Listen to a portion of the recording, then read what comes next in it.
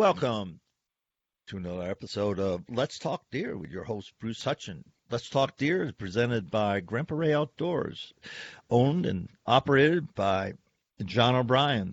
And if you haven't joined Team Grow, Team GRO, you can do that at Grandpa Ray Outdoors. And what you're going to find is John and I are going to come up with a series of seminars that we're putting on the Team Grow page. So you have to be a member of Team Grow to get the information that John and I are going to share. On today's episode, we have Zach Haas. And Zach is the senior biologist, aquatic biologist for Wisconsin Land and Pond Resources. He also has his own company called CreekBottom Land Management.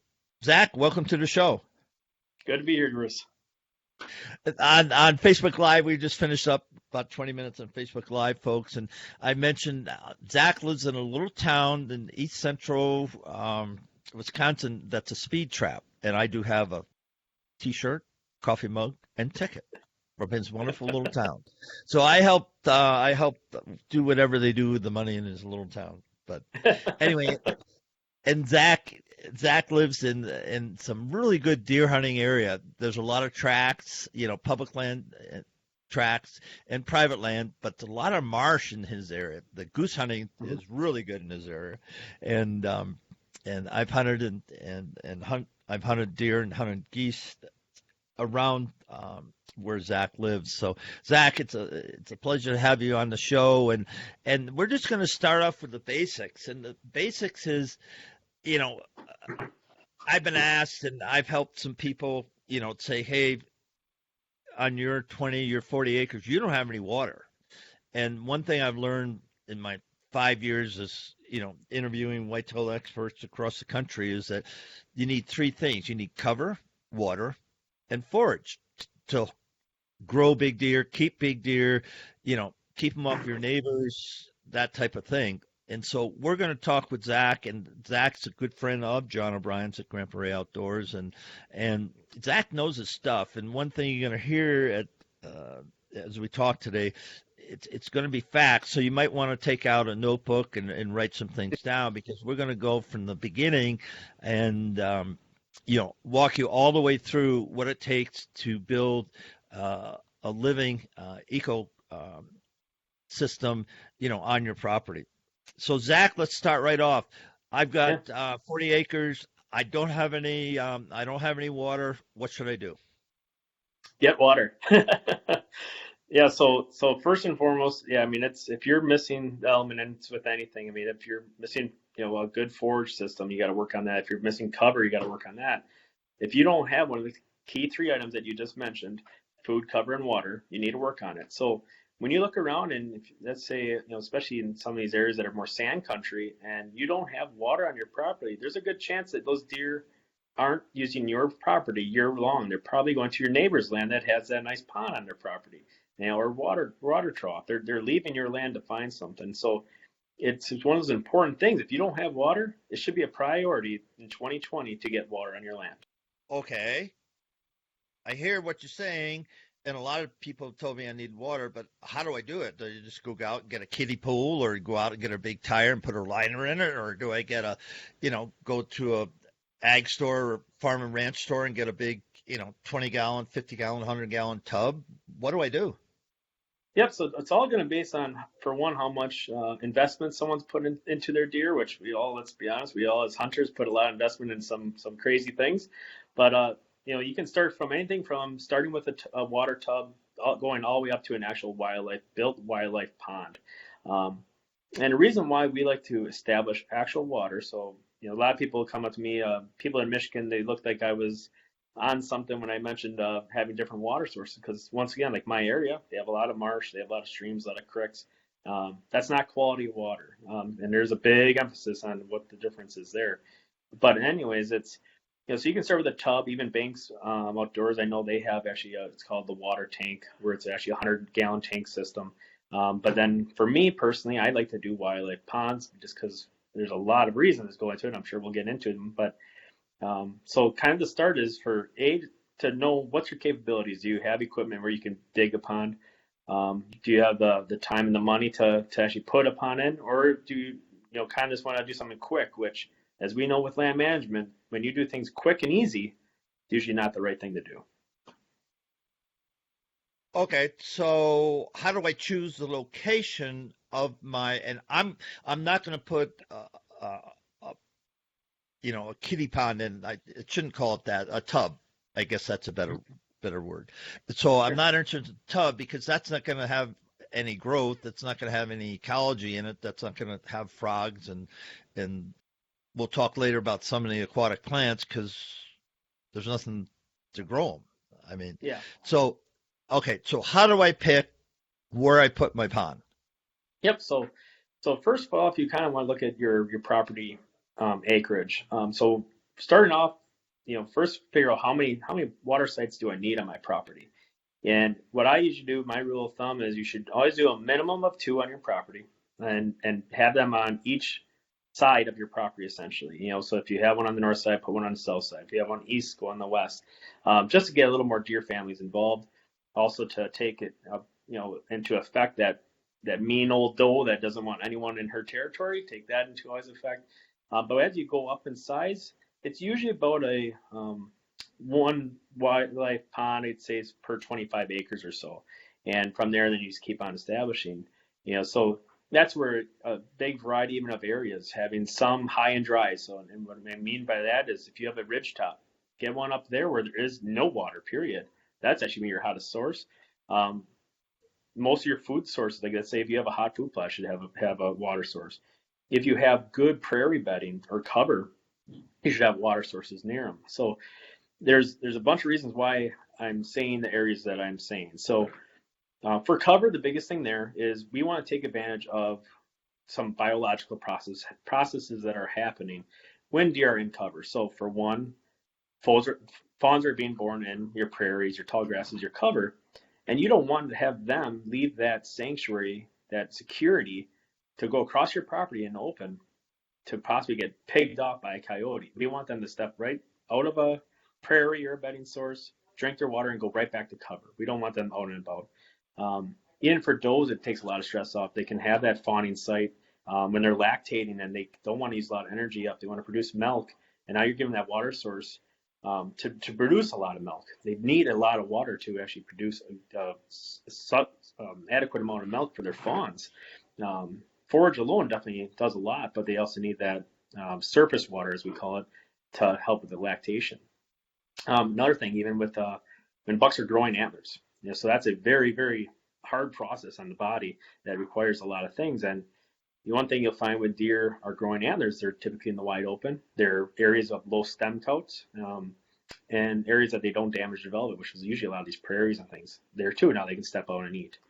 Moving forward, they go into hunting season, and now we get to the point where we need water for one, just for activity. Things are browning up. Your all your natural forages are starting to dry. They're starting to lose their water content. Bucks are starting to move a lot more, to search things that way, and we want them to have active water. So it can literally be the make or break that a new buck enters your land, see that you have water, and he sticks around.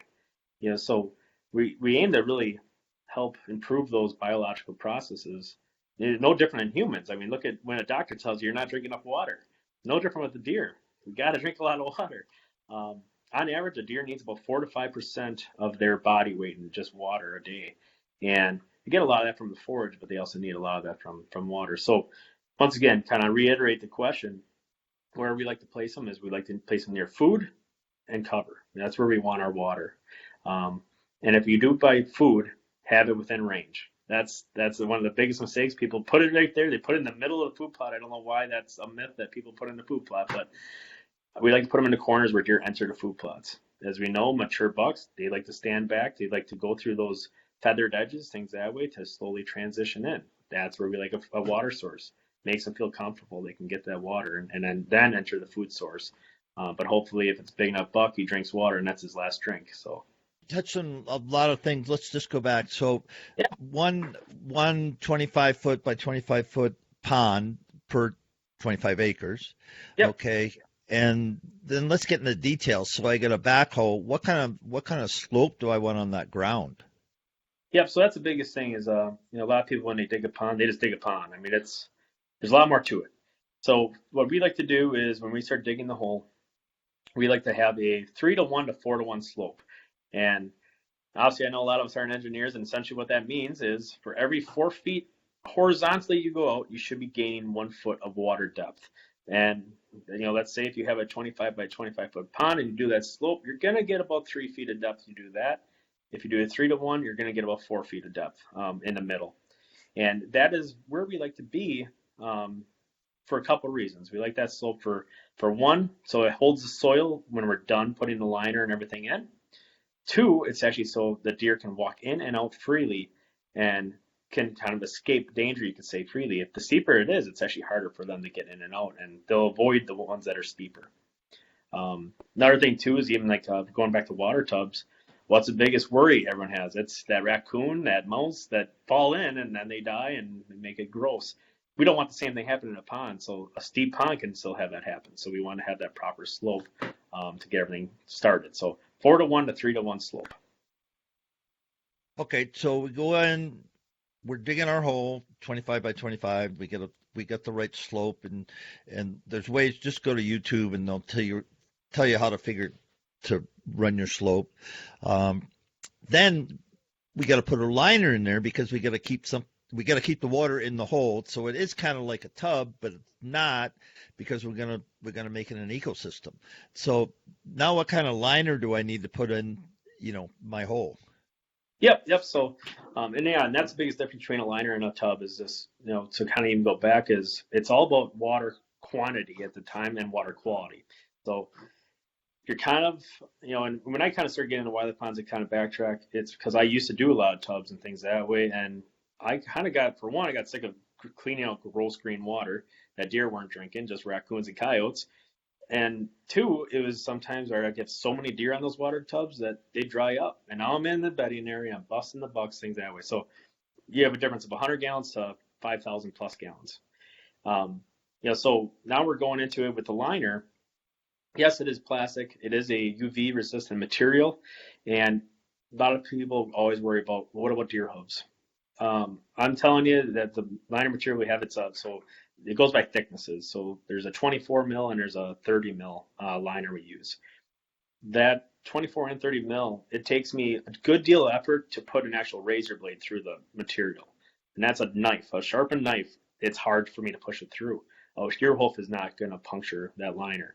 Now, billboard materials, sometimes even these kiddie pools, they're really fragile. They get brittle, and now it's broken, and you got to redo it. So we usually like have a 24 or 30 mil liner. That's just a thickness thing that us in the pond and guest management industry, we kind of can help you pick which one's better for your pond. And from there, then it's just a matter of properly sizing it. So when you do size the pond, you dig that hole. Let's say, it's the 25 by 25. You essentially want to measure the pond when it's dug. So you put a tape through the middle and across, and you want to leave about 2 feet of overlap outside the pond. And that's just to help gain actually a little bit more water from rain and things that way. That's why you want a little on the outside of it as well. So that's kind of the start process of the liner. Some places we do actually want fabric, a landscape fabric underneath the liner. That's in areas that are very rocky, or you have a lot of sticks. Let's say you went through a pine plantation where there's a lot of roots, or you have to worry about frost with stones and things that way. So we put the fabric underneath to protect it, the liner, and then another piece of fabric, and then from there we get into dirt. So then we started actually putting our dirt back on the pond. Okay, so we got fabric, liner, fabric, and then dirt. Yep. Do you ever put any gravel or sand as a base? Just like you're building a foundation where you dump some of that in, so you reduce the impact of rocks or other matter that could tear your liner. Yeah, I mean, if it's really, really rocky, it's not the worst to, get a load of sand or something like that way, and then that'll help cushion it by itself. And then people actually in sand country, they have it made where you don't even need that bottom liner. You just got to smooth it. Right. But yeah, it's very rare that we ever have to put something underneath. But we do it be really those areas where you have a lot of rock where you're worried about that possible puncture. But that fabric alone, it's an 8 ounce woven fabric. once again, it's very, very tough material, and usually that's enough. I mean, we put some ponds in some areas where they've had to blast the pond with dynamite just to create the pond. So you have a lot of shale and stone, and we just do the fabric a lot of times, and your liner's protected. Okay. So now we get the liner, so we're laying it in, and then we feather it up to the edges, and you said you have some overlap. Mm-hmm. Then what kind of plants do I put in, to start growing, natural filters? Yep. So essentially, once you get your dirt, so about 4 to 6 inches of dirt across the whole liner top, bury the whole thing. After that, we wait till the water gets up. And what you'll find is all these ponds will find a natural, normal water level. Once that's established, that's where you want to start planting things. So where plants come into play is there's 3 different things that plants do for an ecosystem. And this is where ponds shine and tubs fail, is we're now building our ecosystem. So plants filter the nutrients. So unlike a food plot where we want phosphorus, we want nitrogen, we want potassium, all these things, in a pond, we actually don't want it very rich in nutrients, because what happens is that'll actually spark planktonic algae blooms and things that we just don't want to be occurring. So plants will filter out a lot of that phosphorus and nitrogen, use it so the pond is filtered naturally, improves clarity, takes out heavy metals, things that way. Next, the actual root systems and stalks of the plants. So once again, we're planting right at that, what I call the soil-water interface. So it's right where the soil and water meet each other. That's where we plant. And the roots and the stems of those plants will act as a biomedia source for bacteria to actually cling to, and not this bad bacteria everyone hears about. It's bad bacteria. It gets me up a wall, but it's beneficial bacteria. So and by beneficial bacteria, what I mean is ones that actually improve water clarity and take out the nutrients. They take out nitrogen and take out ammonia. One thing that can destroy a pond is ammonia. And they start converting these things to actually more viable nutrient sources and elements.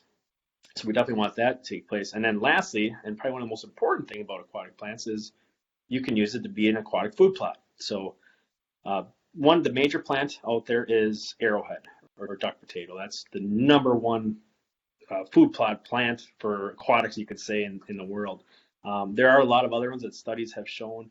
Water sedge, common burrweed, sago pondweed, small leaf pondweed. The list goes on. And if anyone's ever interested, I can throw you a huge list of nerded out plants that I know. Well, how did they get a hold of you? Since you mentioned that, how did they get a hold of you? Yeah, so you can, for one, I'm very active on Facebook, on the groups and, habitat managers. On the Team Grow page, I do seminars here and there. But also, you can also email me. It's Zach, Z-A-C-H, at WisconsinLPR.com. And I respond very quickly. But yeah, pretty much if anyone's on Facebook, it's very easy to get hold of me or see me talking water or something on there. So that's great. So, okay, so now we've got, what do you call it, the potato, water potato or potato? Arrowhead.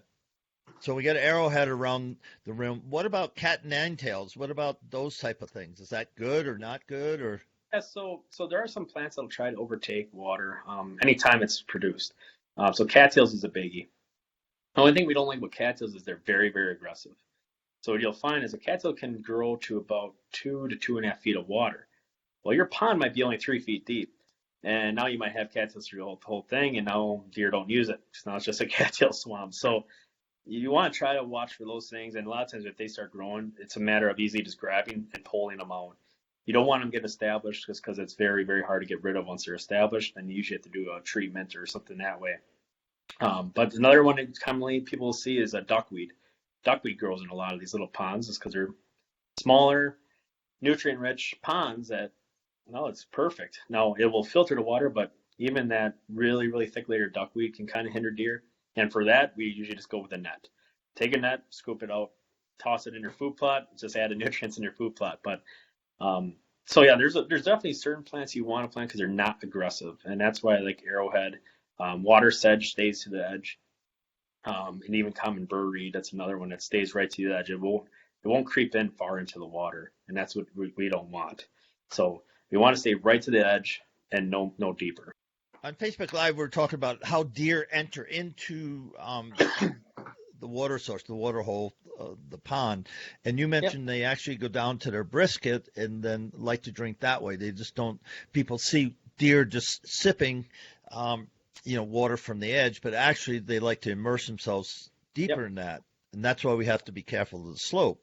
Hmm. Um, Saying that, we also have to be careful of setting up deer so they come in the right way so you get a shot. There's Right. no sense in having a deer. The only way he comes in is direct on, which doesn't give you a shot at all, to the deer.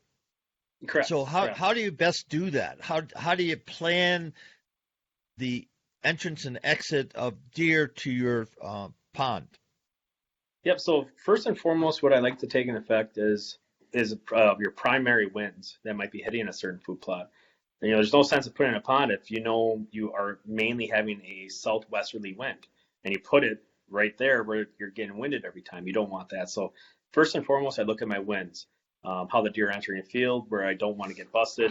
Um, the next step from there is we want to avoid going in the middle of food plots, middle of our food sources. We want to stay to the edges and a lot of times to the corners. So, deer they love to enter anything a lot of times from a corner. They're driven to it. They're an edge animal. So we like to put them right in the corner, about 20, 25 yards away from our stand. And one of the biggest things I've seen people do is they clear the whole area around the pond and they want deer to enter anywhere. We don't want that. You don't want a deer to walk in where all you get is a good look of his face and his rack. He looks up in the stand, sees you, and runs away. And I think we've all been there where we get that look up and we're like, uh-oh, I'm busted. So we don't want that. We want a deer to come in horizontally to a pond, or even walking across our stand location to get to the pond so we get that broadside shot. So to do that, to kind of help get away where the deer are broadside when they enter the pond, what I'll do is like when I do dig my pond is I'll make the good slope, you could say, in front of the pond and the left and right sides of the pond. So essentially the whole frontal, I'd say 3/4 of the pond will be that great slope. On the back side, I tend to either go steep with my slopes so the deer don't like it, or what I'll do is I'll take a lot of the brush I cleared out for building that pond, or even if I have extra dirt from digging the pond, and I'll put it all on that back side so deer just can't use it. Now, there are usually that one yearling that wants to still attempt it and then he falls in the pond, but we like to do that strategy of getting brush and getting dirt, things that way, making it steeper where they don't want to be there. So they want to go to those properly sloped areas, the open areas, and give you that broadside shot. Because you're exactly right. What he said is that deer, they want to go into their brisket, especially when it's warmer out. They want to cool off. But the main reason, obviously, they want to do that, go to brisket, is they like to drink with their head being horizontal and not down. So that way they stay with their peripheral vision as they're drinking. They can see any predators coming because once again, they're vulnerable when they're drinking. So when you do that, you'll see the deer want to do that, but then that's where slope also comes effective. It's too steep. They can't jump out of the pond and run away quickly. So they want to come into that little bit of area, jump out, and run if they can. One thing I mentioned before, and I think it's well known, that if anybody's a trapper or knows about trapping, then you know that you funnel the game, the critters, to where your traps are and your bait is. And there's a lot of ways to do that. Well, you got to think of the same way when you're putting in a pond, because you want to channel those deer, their entrance and exits, exactly where you want them to be. And you don't want them to be someplace that they're not. So you can do that. It's going to take time. You're going to have to do some research, and there's plenty of videos on there. But, trappers have sets and they set them up for the specific species they're hunting, and that's what they do, and they're very successful at it because they've learned over time that if they put a set this way, it'll work. If it don't, then they'll just get around it and it doesn't work. So start thinking like a trapper and you will be a more successful hunter. And that comes the same thing with putting the stand up into your food plot or wherever. Is you got to really start thinking about how do I set myself up for the best possible opportunity for success. And I'm guilty, like everybody else who's listening to my voice, of saying, oh, this looks like a great place. Well, I didn't think it through, because it was a great place, but the bucks came behind me, or they came and they were in cover and I was not in cover, or whatever. And I've watched bucks just walk on by, and I'm going, how'd that work out? Not well. Not well at all. All right, so we got the pond in the woods. We may have one or two ponds based on what you said. If you got a ridge, that's a great place to put a pond, even if it has to be smaller because there's no water up there. I mean, if you're up on a ridge, it's a great place to put it. But again, think about where you're putting it in proximity of your stand and the natural, uh, movement of deer. Because there might not be any bedding area on that ridge or not. It might just be a travel corridor. There's a lot of things to think about uh, on that.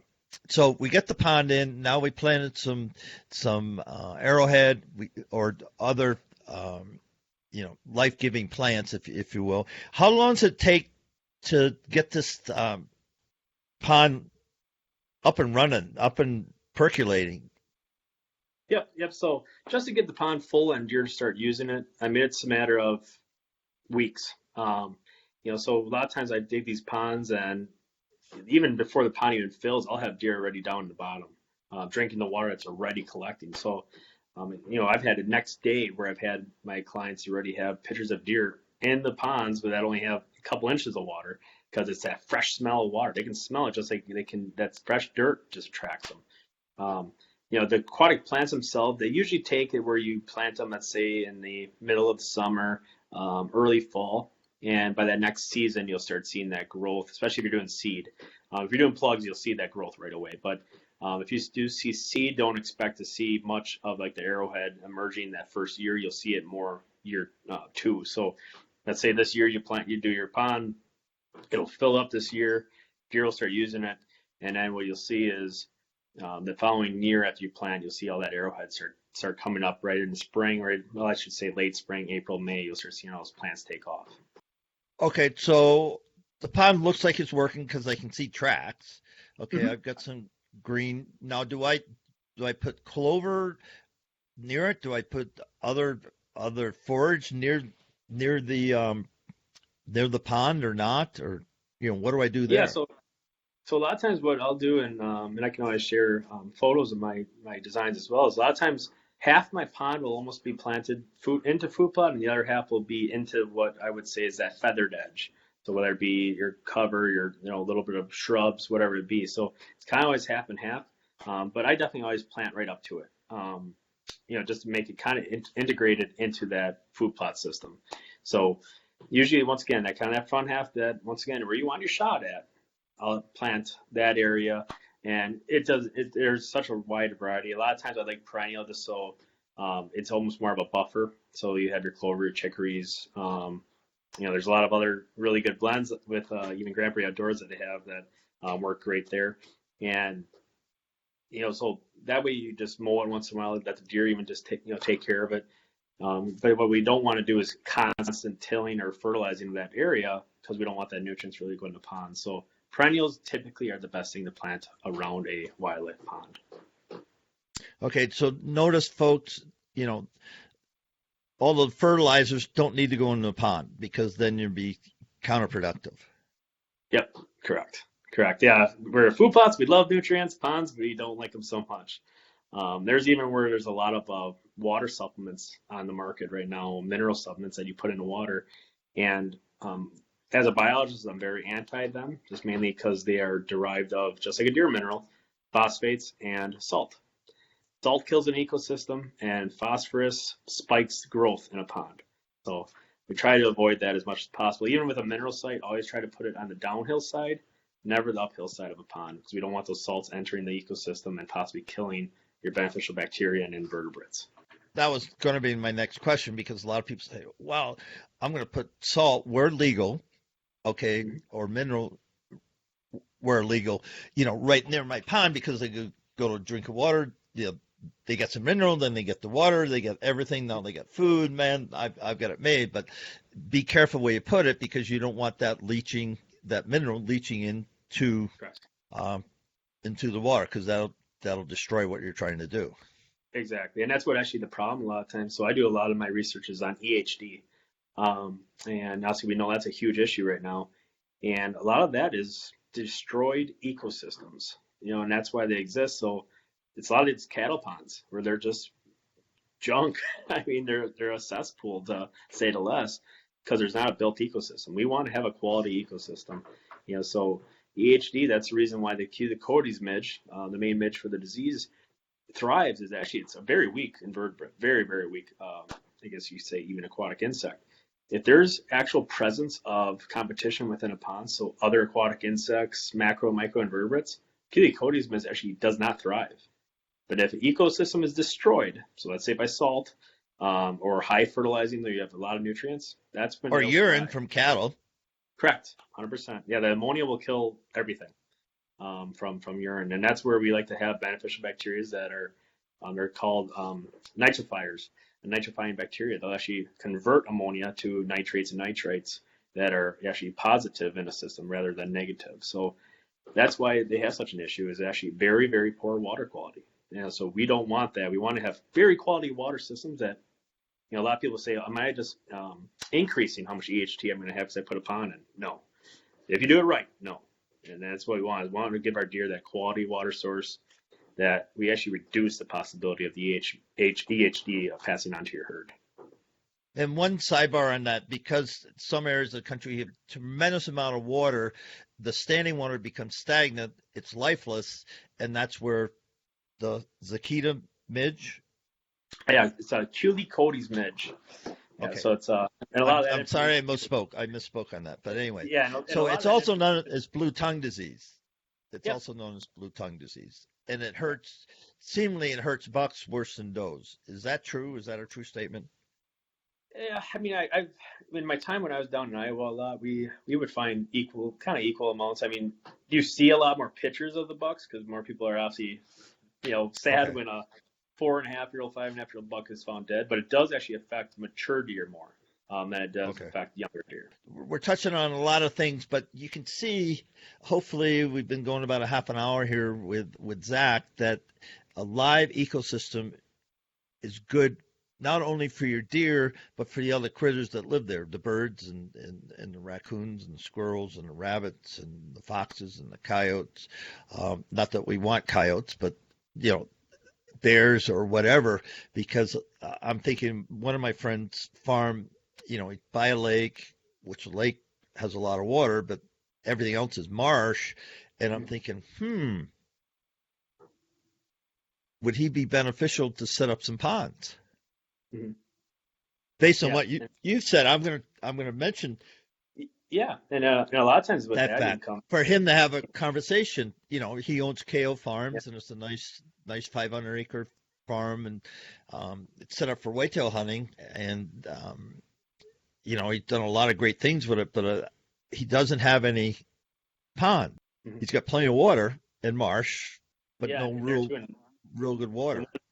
And one of the points I want to even make too, like a lot of times why these wildlife ponds and even the tubs, why they work so well, is they actually maintain a temperature that's more equal to the internal body temperature of the whitetail deer. So when they drink the water, their body does not go into shock. So if you even the research of the human being, we're actually doing everything wrong by drinking cold drinks. We're shocking our system every single time we take an ice cold bottled water. But it tastes so good. It tastes so good, does. though. Especially on a hot day when you're working all day. But essentially, what it does is, what do we want to avoid with deer? We want to avoid stress. And every time they drink that cold system, that's actually a form of stress on the body. So when they drink that water that's closer to their internal body temperature, it actually produces less stress in their system, which in turn, a healthy deer with less stress is a bigger deer and healthier deer. So I know on our farm, there's a spring. It runs forever. Mm-hmm. And for a while, somebody had a stand up on that, and they never shot a deer off it because the deer never came in because it was cold water. I mean, you could go there and get cold water. And, I had to talk with him one time and said, you wonder why that happens? And really, the answer was no. Yep. And because I learned a long time ago, elk are the same way. Elk love the cattle, the stock tanks and everything. You see them in Arizona, you see them all these places where it's heated water basically, and it's not out of a spring where it's really, really cold. Right. And elk are big animals, and so it does hit them. It does shock their system. Yeah, the only time you'll actually see the deer seek out those cold water sources is the winter. When you have flowing water sources, typically water out of the groundwater is typically around 41 degrees Fahrenheit. So now you take it in the wintertime where everything else they are eating and things are very cold. It actually is a warmer water source now in the winter. Right. So that's the one time that actually active water source springs. If you hunt them in the late season, you can be very successful late season on those sources. And that's why you see, buffalo and everything. You see the water up in Yellowstone and everything, which is cold water, but in the wintertime, it's warm water. Mm-hmm. A paradox, but true. Well, it is. Yep. So we got our pond. It's living. How long does it take, to really be, giving off oxygen and filtering the water? So, I've got a really healthy ecosystem for the deer. Yeah, I would say the full ecosystem is ready to go in year 2. Year 1, it's establishing. Bacteria grows very, very rapidly. You can actually increase the speed of the ecosystem by adding bacteria. So there are bacterial products, enzyme products, things that way to speed up the process. That's stuff like myself as a biologist, we do apply regularly to a lot of ecosystems when they start up. And so that can speed it up. But usually it's year 2 that ecosystem is running full speed. So now, how many deer can handle 25 by 25? Risky a herd to actually drink it gone, it would be a substantial amount. It'd take a long, long time. But when you're talking a 25 by 25 pond, it's very typical to have 40, 50 deer that can frequent that pond and no issues. I have one picture from my client that we did a 20 by 20 pond, and at one picture he has 15 deer utilizing that pond. Okay, so there it goes. So all of us aren't farmers, ergo food plot failures, because we're not farmers. We were never taught to be farmers, and all of a sudden we're going to be a farmer. So take a breath, everybody. When your seed doesn't work, it might not be the seed's fault. Just a shout out for all seed companies, not just Grandpa Ray Outdoors, but all seed companies. It's sometimes not the seed's fault. And I'm guilty of that, throw and grow and stuff like that. How come it didn't come up? Well, you throw it on rock and shale, it ain't going to come up. Yeah, exactly. You laugh, but, it's only money. So now that's the forage. Now we can go now we're in the water.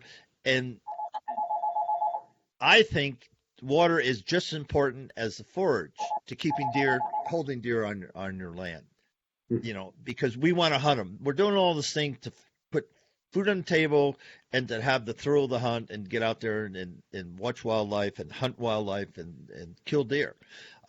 That's why we're doing this. Yep.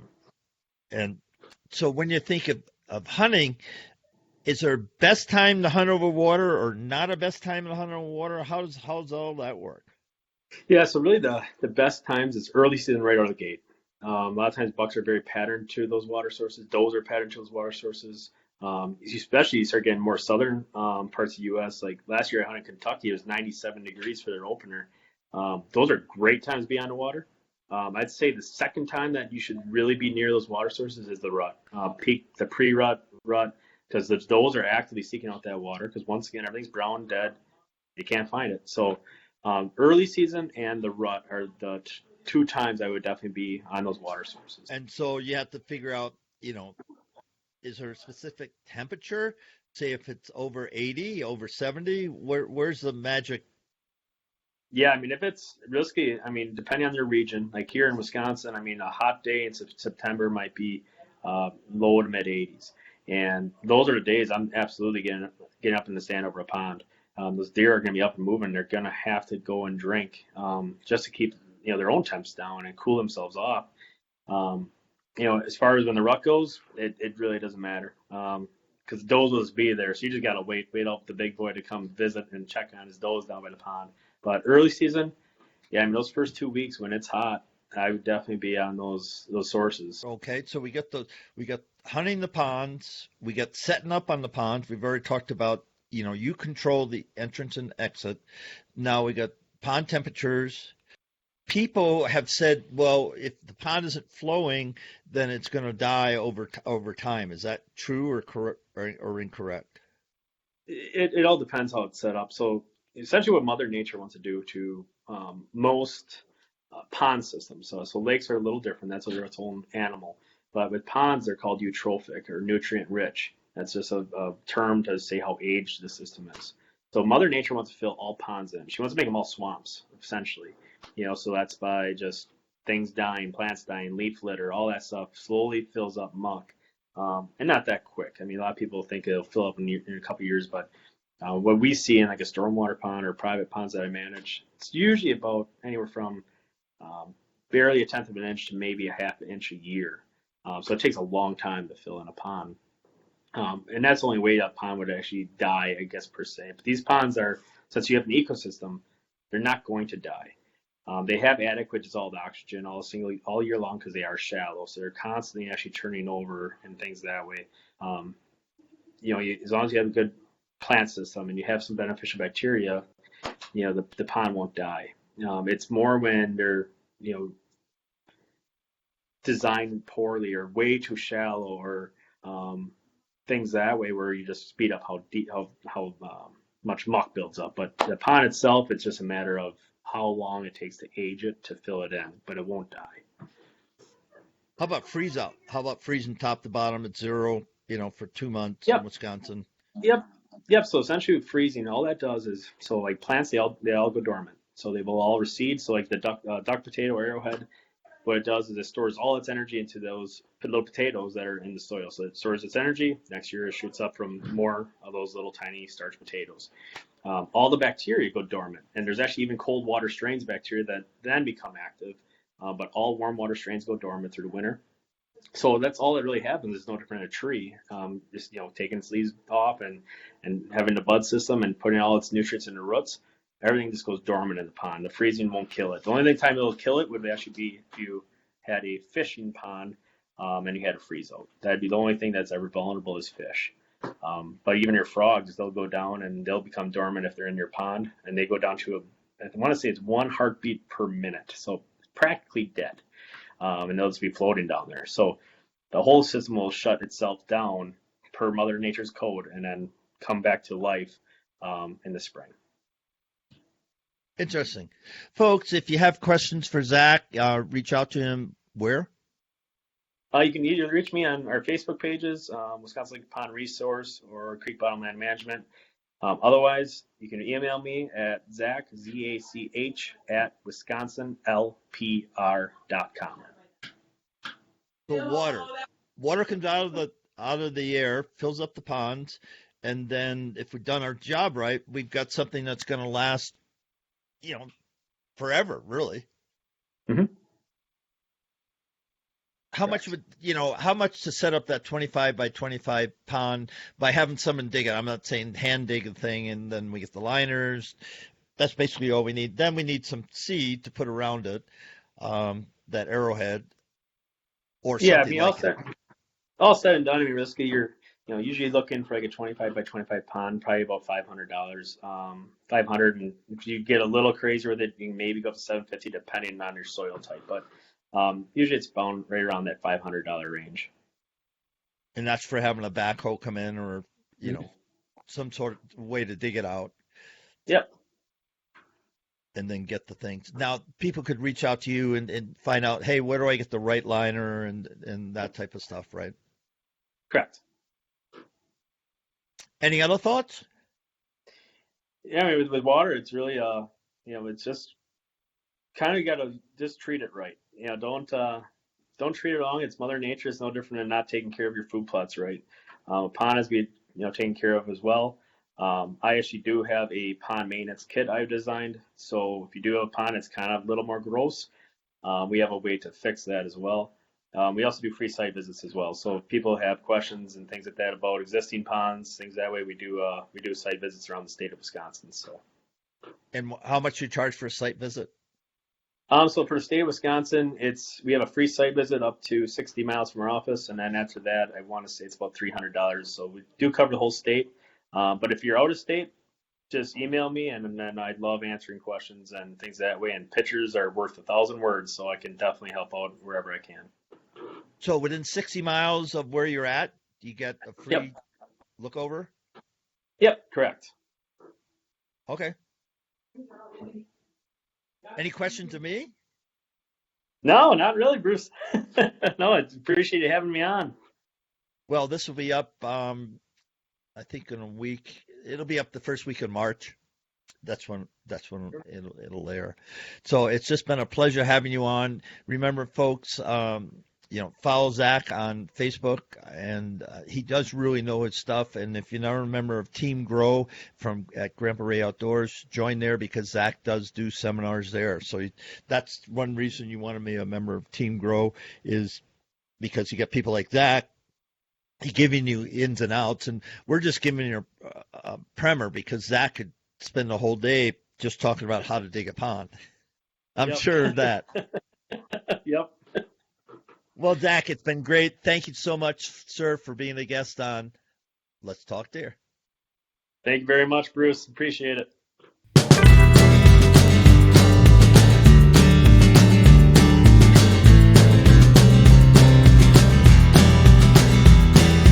This is a notice from Bruce Hutchin, host of Let's Talk Deer.